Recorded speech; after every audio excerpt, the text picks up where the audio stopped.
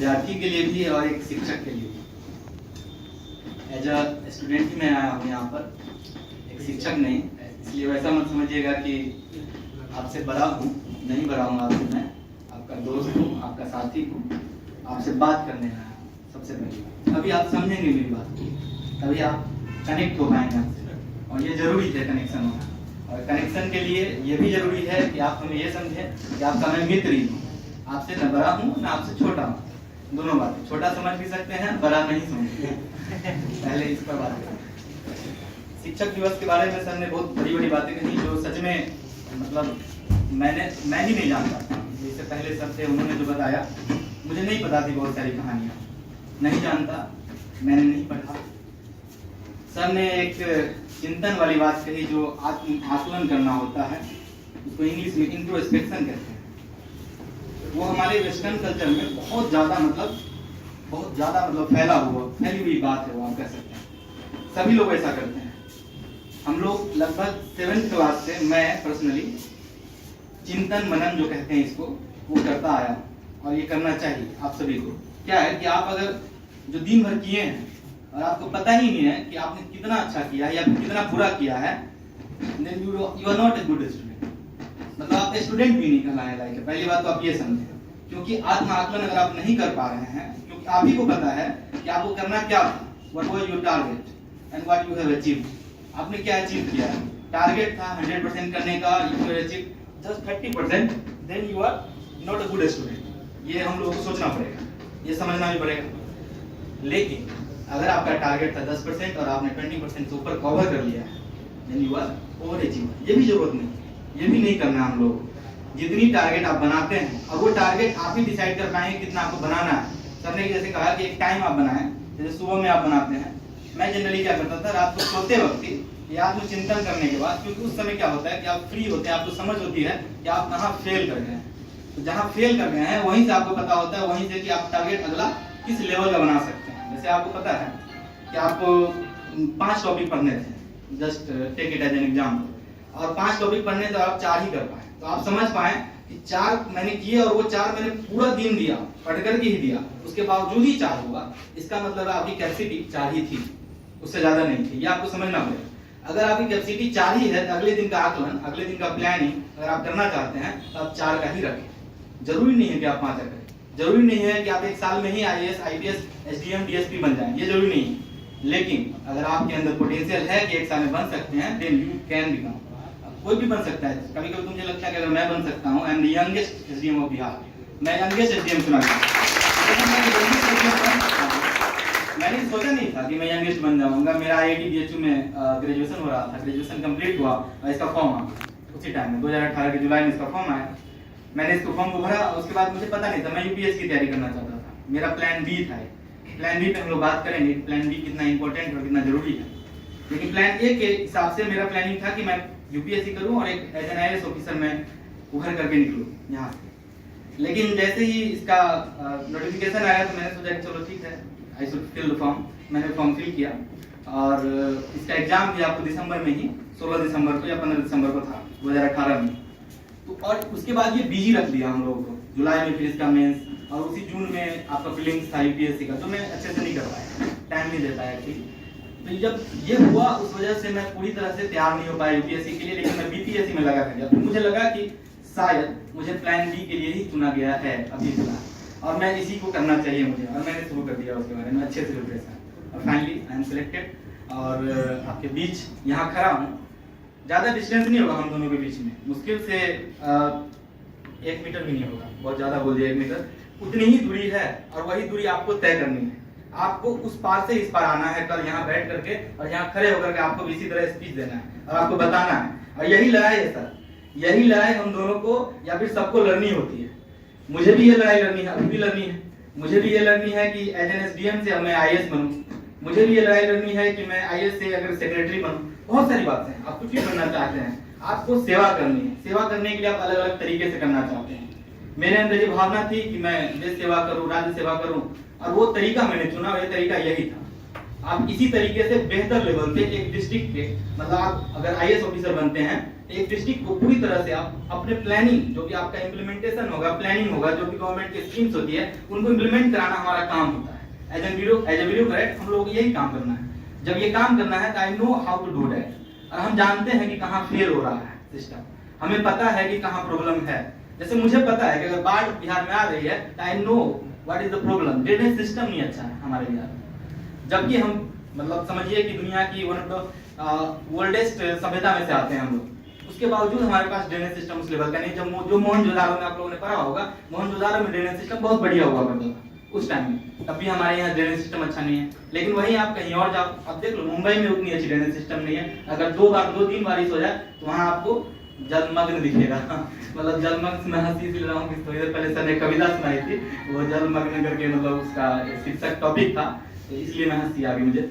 लेकिन ये समझिए आप कि पॉइंट यही है हमारा कि आपको पता है, जैसे मैं जानता हूँ एज अ पुअर स्टूडेंट, मैं जानता हूँ पुअर इन सेंस की एकेडमिकली पुअर नहीं, कि मैं आर्थिक रूप से मैं पुअर स्टूडेंट, मैं जानता हूँ कि मैंने गरीबी देखी है।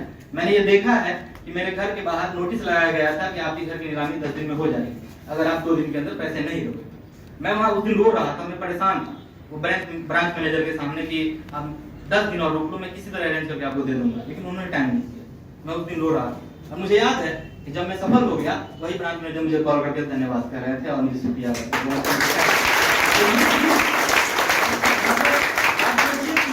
आपको देखना पड़ सकता है, विच आई नो, मुझे पता है कि गरीबी कहाँ प्रॉब्लम क्रिएट करती है। जब मैं जानता हूँ, इसलिए मैंने टॉप 10 बैच की शुरुआत की, इसलिए मैं टॉप 10 बैच की बात करता हूँ, इसलिए मैंने यूट्यूब चैनल बनाया, ये किया, वो इतनी बड़ी चीज को कर रहा हूँ। मैंने सोचा है कि अगर मैं एसडीएम बनाऊं, अगर मैं 10 एसडीएम खड़ा नहीं कर सकता, देन मुझे एसडीएम बनने का कोई हक नहीं है। मैं अच्छे से एसडीएम बन सकता। आप इतना पढ़ते हैं, आप इतना कुछ करते हैं और आपको ये पता चल गया, जैसे कि मुझे पता है कि मैं एज एन आईआईटीएन में आईआईटी जब कर रहा था, मुझे लगा बहुत टफ है। और ऐसा होता है कि जब तक आप उस चीज को क्लियर नहीं कर लेते हैं तब तक आपको टफ लगता रहेगा, लेकिन जैसे वो क्लियर हो जाता है आपको लगता है कि oh that was so easy, ऐसा आपको फील होगा। जब आपको ये फील आ जाए तब समझिए कि आपको जब फीलिंग आई है तो आपको करना चाहिए दूसरों को। वो मैंने किया भी, और मैंने किया लगभग मैंने 12-13 आईआईटीएन अपने से अच्छे आईआईटी में लोगों को मैंने भेजा है। मैंने पढ़ा करके उन्हें, मैंने फिजिक्स पढ़ाई है, मैंने उन्हें केमिस्ट्री पढ़ाई है, मेरा फिजिक्स थोड़ा स्ट्रांग है इसलिए मैंने फिजिक्स पढ़ाई है, सब किया उसके लिए और वो बने भी। तब मैंने सोचा जैसे एसडीएम बना तो मुझे लगा कि अब मैं एसडीएम भी बना सकता हूँ, और उसके लिए मैंने टॉप 10 बैच की शुरुआत की। बात ये है, पॉइंट ये है हम लोगों का कि अगर आप पढ़ते हैं तो आप मन से पढ़ें, दिल से पढ़ें, और वो दिल से तभी आती है जब आप उस चीज की रिस्पॉन्सिबिलिटी ले लेते हैं।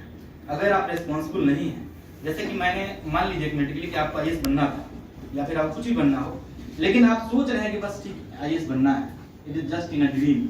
अगर आप ये ड्रीम में ही है, सपने में ही आपके चल रहा है कि आप आईएएस है, ये लाल बत्ती की गाड़ी चल रही है, 10 लोग पीछे खड़े हैं, 12 लोग आगे खड़े हैं, ये सब जो फीलिंग आ रही है, इस फीलिंग में आप रह जाइएगा। ये फीलिंग आती थी मुझे, जब फीलिंग आती थी मैं उठ करके बैठ जाता और पढ़ने लगता था। जब ऐसी फीलिंग आती थी, सपने में सोचता था और जैसे ही नींद टूटती थी तो मुझे लगता था कि डरावना सपना मैंने देख लिया, अभी पूरा भी नहीं हुआ है और मुझे ये फीलिंग आ रही है कि मेरे पीछे 10 गाड़ियां हैं। ये मुझे फीलिंग आती। आज जो कि है, आज लगता कि खड़ा होता हूं तो कहीं 10 लोग और आ जाते हैं पीछे खड़े होने के लिए, वो अलग बात। लेकिन उस दिन मुझे ऐसा लगता था, तो मुझे लगता था कितनी बुरी बात है मेरे लिए। आप सोचो कि आप इतना पढ़ना चाहते हो, आपको करना है, लेकिन आप ख्वाब में जी रहे हो, आपने मेहनत नहीं की। आपको पढ़ना था 10 घंटे, आपने टारगेट डिसाइड किया है और उसके बाद भी आप पढ़ नहीं रहे हो। मैं तो वही कहता हूँ कि टाइम बेस्ड स्टडी आप करो ही नहीं, आप टारगेट बेस्ड स्टडी करो। टारगेट बेस्ड स्टडी का यही मतलब होता है कि आपने जो भी टारगेट बनाया हो, मतलब आपका व्हाटएवर योर टारगेट इज, आपको उसको फुलफिल करना ही है, तभी सोना है, तभी खाना है, तभी कुछ और करना है, ये करना होगा। अगर आप टारगेट बेस्ड बना करके करते हो, जैसे कि आपने 5 टॉपिक डिसाइड किया और 5 आउट करने हैं, तो 4 हो गए हैं, उसके बाद 5वां टॉपिक कोई आ गया घर में तो आप बात नहीं करो। ये एक तरीका होता है। मैं घर पे रहता था, मैं घर पे रहकर पुरी में मैंने पढ़ाई की, सीतामढ़ी पुरी, वहां मैंने पढ़ाई की। आते थे रिश्तेदार, आते हैं, मिलते हैं, मैं घर ब्लॉक कर लेता था अपने रूम को, मैं मिलता नहीं था किसी से। मैं आपको बताऊं, जब मैं कोटा गया था आईआईटी की तैयारी के लिए, मेरे अपने भैया की शादी थी। एक दिन शादी में लगता है, ज्यादा नहीं, मैं आ सकता था, मैं नहीं आया।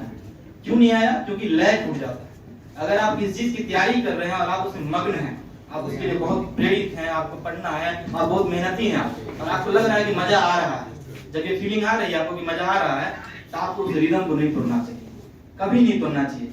शादी एक बार मैंने छोड़ दी, चलो ठीक है, उसके लिए सही बात है कि सर वो जो इससे पहले सब थे वो कह रहे थे कि वो आपको लोग कह सकते हैं कि घमंडी है या जो भी है, लेकिन जैसे ही सिलेक्शन हुआ ना वही लोग आपको आकर कहेंगे इस लड़का को मैं देखता था, आता नहीं था किसी शादी में घर, इस लड़के को मैंने देखा है कुछ नहीं था, मैंने देखा है कुछ ये घर के फेस्टिवल में नहीं आया, ये छठ में नहीं आया, दिवाली में नहीं आया, होली में कहाँ रहता था, और देखो आज आया तो सीधे एसडीएम बन गया।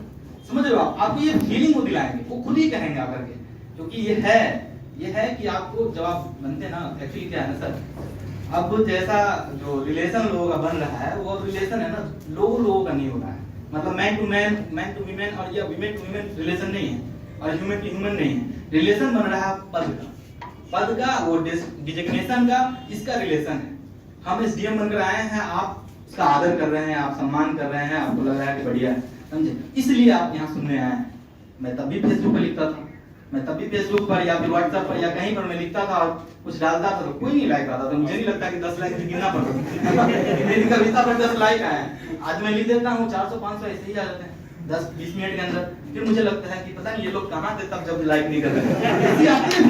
आप ऐसा देख सकते हो, मतलब ये आपको मतलब समझना होगा सर, ये यही है, मैं यही समझा रहा हूँ कि जब आप इस चीज में आ गए तो आप रिस्पॉन्सिबिलिटी ले लो, जैसे ही आप रिस्पॉन्सिबिलिटी ले लोगे तो फिर आपके लिए ये काम आसान हो जाएगा, ये टफ नहीं लगेगा आपको। आप रिस्पॉन्सिबिलिटी ले लिए हैं कि आपको आईएएस ऑफिसर बनना है, आपने रिस्पॉन्सिबिलिटी लिया है कि आपको एसडीएम बनना है, आपको बीएस अधिकारी बनना है, अगर आपने रिस्पॉन्सिबिलिटी ले ली है सर आप कभी फेल नहीं कर सकते। आप मेरा बिलीव करो, मतलब मुझ पे आप ट्रस्ट करो, इतना ट्रस्ट कर ही सकते हो, मतलब एज अ दोस्त आप ट्रस्ट कर सकते हो मुझ पर कि आप कभी फेल नहीं होंगे। ये आसान नहीं है, मतलब आप करके देख लो ट्राई। आपने रिस्पॉन्सिबिलिटी ले ली कि मुझे सच में ये बनना ही है, जैसे मैं सोचता था मैं आईआईटी के टाइम में कि आईआईटी थोड़ा टफ लगता है, तो क्या है उसमें कि 5-7 चैप्टर को मिला करके एक क्वेश्चन पूछते हैं जनरली, यही रूल है उसका, तो ऐसे होगा तो आपको टफ हो जाएगा, अगर एक चैप्टर का छूटा तो यार कभी नहीं बना सकते क्वेश्चन। तो वहाँ मुझे लगता था कितना टफ है एग्जाम, लेकिन मैंने सोचा कि ना अब तो करना ही है इस एग्जाम, और इसको मैंने दिल पे ले लिया और मैं सोचता रहा कि अब सपना घर का हो या ना हो, किसी का पापा का सपना था कि मैं आईआईटी नहीं बनूं, वो सबका अलग अलग सपना होता है, आपको कोई आईएएस बनाना चाहता है, कोई कुछ बनाना चाहता है, ऐसे तो आप बन नहीं पाओगे, उसके लिए गोविंदा की फिल्मों में काम करना पड़ेगा कि अलग अलग रोल कर रहे हैं, चाहे सलमान खान की फिल्मों में, वो नहीं हो पाएगा सर। आप नॉर्मल इंसान है तो आपको अगर कुछ एक चीज बनना है तो आप खुद ही डिसाइड करो, because you know your potential, आपको बेहतर पता है कि आप क्या कर सकते हो। आपको अगर ये नहीं पता कि आप आईएएस नहीं बन सकते, आपको ये नहीं पता कि आप आईएएस बन सकते हो, फिर तो सर आप कुछ भी नहीं कर पाओगे। आप सोच के देखो कि आप कर ही नहीं पाओगे। जैसे आपको पता था कि आप सेमिनार में आ सकते हो, क्यों आए हो सेमिनार में? आप सेमिनार में इसलिए आए हो ना कि आपको पता चल जाए यहाँ पर भी कि इनकी क्या विशेषता है, स्पेशल क्या है इनमें जो हमारे में नहीं था। आप यही सोचोगे। अब ये आकलन करना भी, अब बैठ करके देखना, आप वो चेकलिस्ट बनाना, अब चेकलिस्ट में ये देखना कि आपके अंदर बहुत सारी ऐसी विशेषताएं होंगी जो हम लोगों में थी और आप में नहीं थी। ऐसा हो सकता है, हो सकता है आप में वो विशेषताएं और भी हो ज्यादा जो हम लोगों में नहीं है अभी भी, हो सकता है वो हम सीखेंगे सर आपसे, और हमको अच्छा लगता है, हम सबसे बात करेंगे, हम लोगों से जुड़ते हैं, तो आई नो कि it's better to know about each other. ये अच्छा भी लगता है, फीलिंग है इसकी, अच्छी अपनी फीलिंग है। लेकिन सर आप सीखना नहीं चाहते, आप आए हो और आप आए एक कान से सुना दूसरे कान से निकाल दिया, कोई फायदा नहीं होगा सर, आपको कुछ भी फायदा नहीं होगा। आप घर जाओगे और आप आकलन करना कि आपके अंदर क्या कमी